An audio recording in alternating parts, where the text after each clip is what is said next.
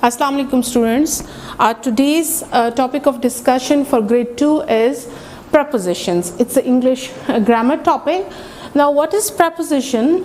Preposition is a word that shows the relation between a noun or a pronoun to other words in a sentence. For example, on, under, above, in, at, by, etc. If I show you an example, for example, I put this stick on this shelf.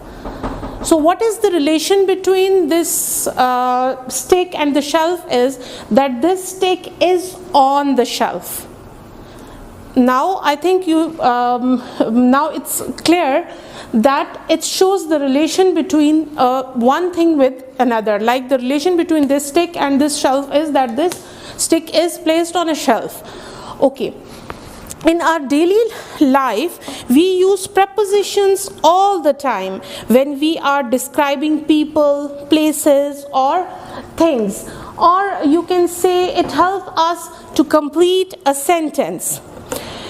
Prepositions usually describe the position of something, the time when something happens, and the way in which something is done. Okay. Now we will fill these blanks with correct prepositions. It's an exercise. Fill in the blanks with correct prepositions. Okay. Remember one thing. It's not necessary that only one kind of preposition are used in these blanks. In some sentences, more than one sentences are used. For example, if I put this stick on this, it's on the shelf, and if I put this under the shelf, so the preposition under should be used. When it's on the shelf, then on used as a preposition, and if I put under the shelf, then under should be used as a preposition. So the first sentence is he sat dash the chair.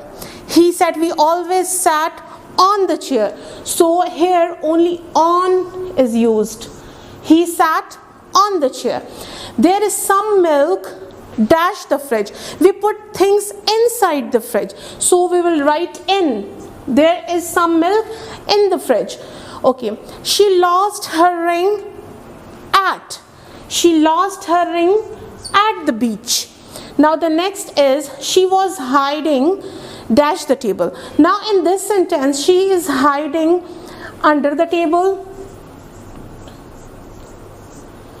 Okay, now the next is the sun is dash the clouds. You can write the sun is above the clouds,